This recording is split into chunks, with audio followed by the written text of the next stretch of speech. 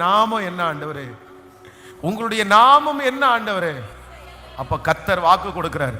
இதுவரையிலும் பலவிதமான நாமம், யெகோவா ஈரே, யெகோவா ஷம்மா, யெகோவா ரஃபா, யெகோவா ஓசேனு, யெகோவா சிக்கேனு, இப்படி ஆண்டவருக்கு 10,000 கணக்கான நாமங்கள் இருக்கிறது. அவர்கள் வைத்த பரிசுத்தவான்கள் வைத்த நாமங்களும் இருக்கிறது. அவர் என்னை காண்கிற தேவன், கர்த்தர் என்னை காத்து கொள்ளுவார், இதெல்லாம் நாமங்கள் இருக்கிறது. அவர் 2-3 நாமத்தை எல்லாம் பரிசுத்தவான்களுக்கு சொல்லி இருக்கிறார். இப்போ இந்த இடத்துல இந்த 88வது நாள் உங்க நாமம் என்ன ஆண்டவரேன்னு நம்ம கேட்கும்போது அவர் நம்மளை பார்த்து என்ன சொல்றாருன்னா, நான் அதிசயமானவர், நான் அதிசயமானவர். இது உங்களுக்கு தேவை, இந்த ஜபத்தில் இருக்கிற நிறைய பேருக்கு தேவை. இன்னைக்கு கர்த்தர் இதுவரையிலும் புலப்படாத ஒரு நாமத்தினால் உங்களுக்கு புலப்படுகிறார்.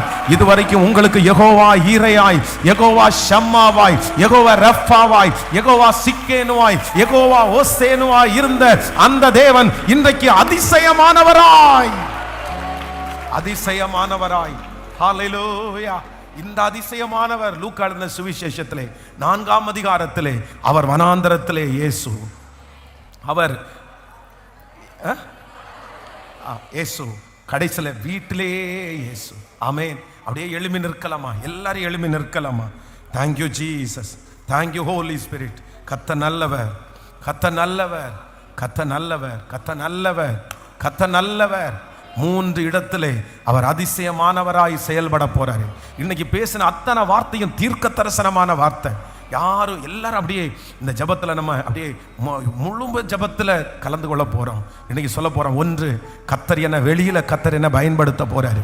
அதுதான் வனாந்தரத்தில் நான் ஊரில் ஜெயிக்க போகிறேன், தெரியாத இடத்துல கர்த்தர் என்ன ஜெயிக்க பண்ண போகிறாரு.